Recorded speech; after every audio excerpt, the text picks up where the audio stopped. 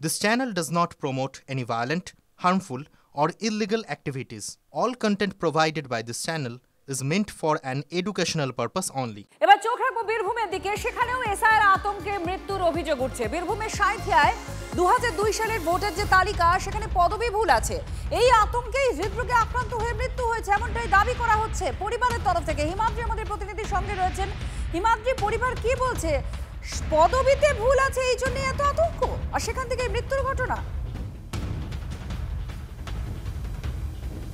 দেখো, একেবারে আমরা দেখেছিলাম ইলামবাজার, সেখানেও এসআইআর আতঙ্কে মৃত্যুর অভিযোগ উঠেছিল। এবার সাঁইথিয়া শহরের 14 নম্বর ওয়ার্ডের বাসিন্দা বিমান প্রামাণিক। 2002 সালে তার লিস্টে নাম ছিল বিমান প্রামাণিকের বদলে বিমান পাল, আর সেটাই তাকে আতঙ্কগ্রস্ত করে রেখেছিল পরিবারের লোক। তার ভাই এবং তার মা দাবি করছে যে গত 3 দিন ধরে কারোর সাথে ঠিকভাবে কথা বলছিলেন না, খাওয়া দাওয়া বন্ধ করেছিলেন। এরপর হৃদরোগে আক্রান্ত হয়ে গতকাল তার মৃত্যু হয়েছে। যদিও এই ব্যাপারে এখনো পর্যন্ত থানায় কোনো লিখিত অভিযোগ দায়ের করা হয়নি, তবে পরিবারের লোক বারবার দাবি করছে যে এসআইআরের আতঙ্কের কারণেই তার মৃত্যু হয়েছে।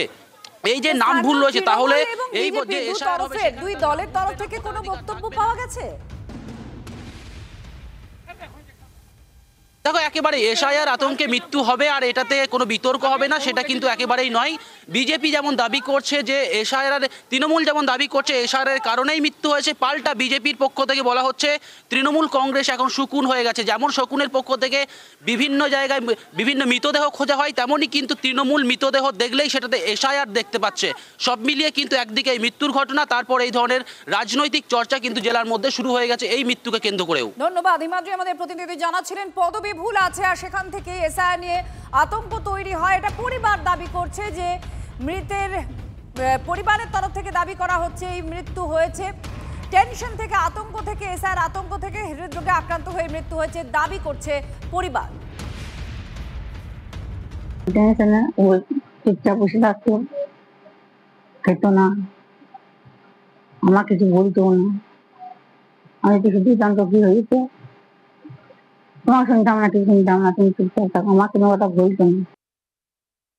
2002 সালে এসআইআর মানে ওইখানে আমাদের পাল আছে, মানে চলে আসছে, তো সেই কারণে ও অনেক জায়গায় পার্টি অফিসে যায় এবং বিআরের সঙ্গে যোগাযোগ করে।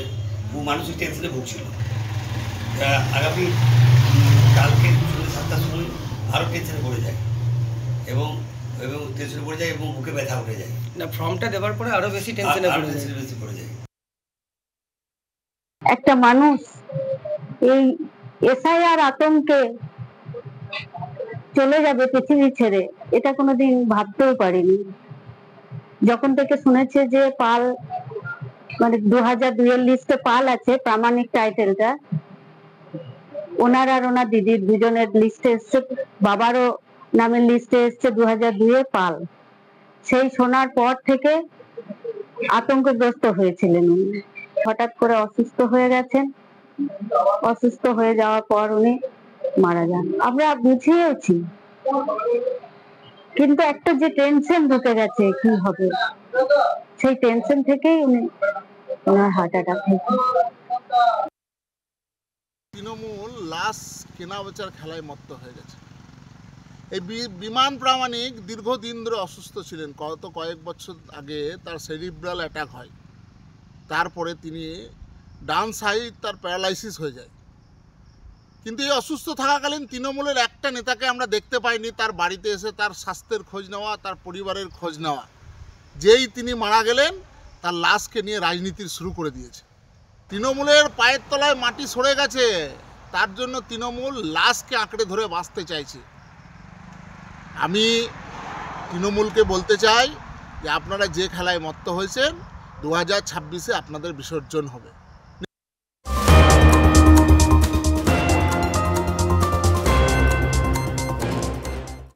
আর ঠিক একই রকম অভিযোগ দক্ষিণ 24 পরগনার কুলপিতেও এসেছে। সেখানে কালীচরণপুর হাই মাদ্রাসা, সেখানকার এক শিক্ষকের মৃত্যু হয়েছে এসআইআর আতঙ্কে, এমনটাই দাবি করা হচ্ছে। শনিবার ক্লাস নিচ্ছিলেন, অসুস্থ হয়ে পড়েন শাহাবুদ্দিন পাইক। ডায়মন্ড হারবার হাসপাতালে ভর্তি করা হয়, আইসিইউতে রাখা হয়, কিন্তু গতকাল তার মৃত্যু হয়।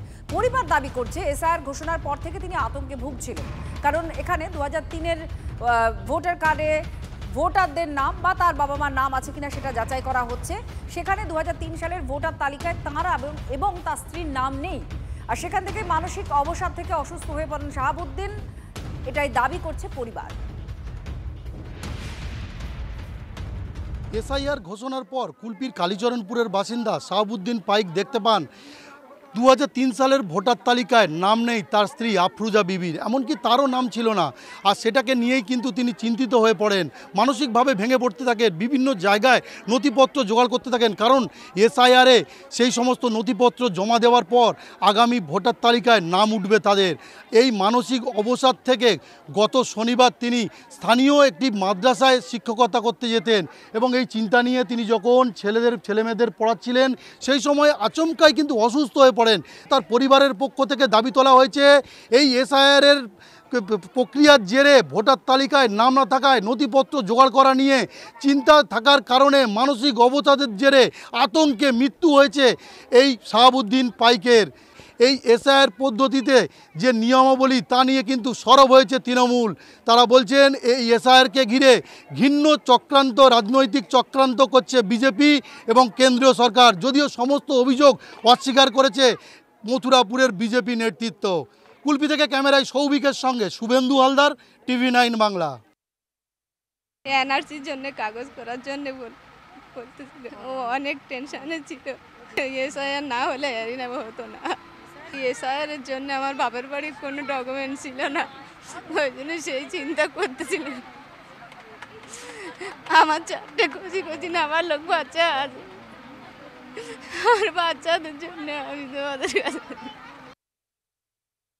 বিজেপির যে ঘৃণ্য চক্রান্ত, কেন্দ্রীয় সরকারের যে ঘৃণ্য চক্রান্ত, নির্বাচন কমিশনের মানুষকে মেরে ফেলার যে চক্রান্ত, এই চক্রান্তকে আমরা ঘৃণা জানাই, ধিক্কার জানাই এবং আগামী দিন নিশ্চিতভাবে আমরা বলেছি, আগে আমাদের নেতা বলেছেন যে একজনের যোগ্য ভোটারের নাম বাদ যাবে না। আমরা মানুষকে আশ্বস্ত করছি।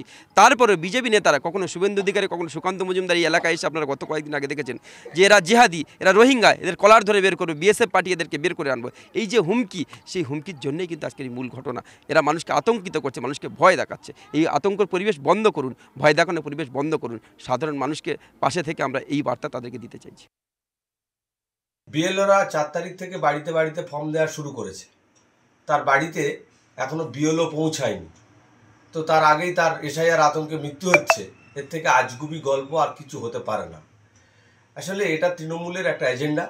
যারা এসআইআর হলে তাদের যে ভোট ব্যাংক, সেই ভোট ব্যাংকে অবৈধ বাংলাদেশিদের যে ভোট, সেই ভোটটা কেটে যাবে, সেই আতঙ্কে তারা এই সমস্ত গুজব ছড়াচ্ছে।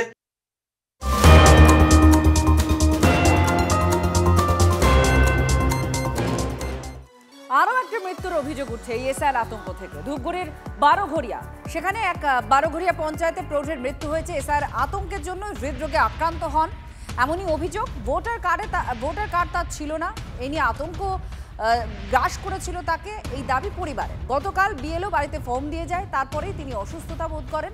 এসআইআর আতঙ্কে অসুস্থ হয়ে বাড়িতেই তার মৃত্যু হয় বলছে পরিজন। ঘটনাটা হয়েছিল ওই যে এসে নিয়ে আসে, হ্যাঁ এসে নিয়ে এসে আমার শ্বশুর আর কি একটু অসুস্থ থাকলেও একটু আর কি ছিল সুস্থ। যখনই শুনলো যে এটা নিয়ে হচ্ছে, তখন আর কি ঘাবড়ে লোকটা আর কি হঠাৎ করে ওরকম হয়ে গেল। আপনার শ্বশুরের কি নাম রয়েছে 2002 সালে? আপনার শ্বশুরের কি ভোটার কার্ড রয়েছে? ভোটার কার্ড, ভোটার কার্ড নেই, সেই জন্য আর কি ভাবতেছে এখন এটা আসলো কি হবে, এই টেনশনে আর কি আমার শ্বশুর আর কি এরকম। এটার জন্য দায়ী হচ্ছে নির্বাচন কমিশন।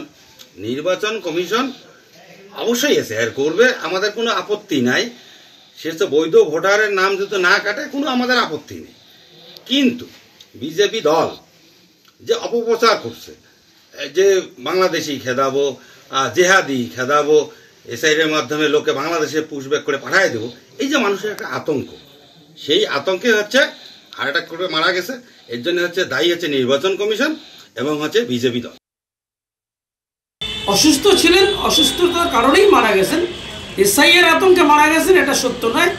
এটা শাসক দল যেভাবে যেটা সারা রাজ্যে অপপ্রচার করছে, রাজনীতি করছে, শেষ পর্যন্ত লাশের রাজনীতিকে নির্ভর করছে আর কি, এটা কোনো সত্য কথা নয়।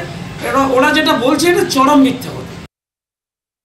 2025-এর আমাদের যেটা ফর্ম দিচ্ছে বাড়ি বাড়ি গিয়ে দেওয়া, আমি দিতে গেছিলাম, তখনই নাকি শুনলাম যে ওখানে একজন তো আমি ছিলাম ওখানে থাকাকালীন মারা গেছে। আমাদের যেটা প্রতিষ্ঠানে ফর্ম দিয়েছে, আমাদের শুধু কাজ হচ্ছে বিলি করে বাড়ি বাড়ি। ওই পরিবারের কি, ওই পরিবারকে কয়টা ফর্ম দিয়েছেন আজকে? ওই পরিবারে আমি ফর্ম দিলাম 4খানা।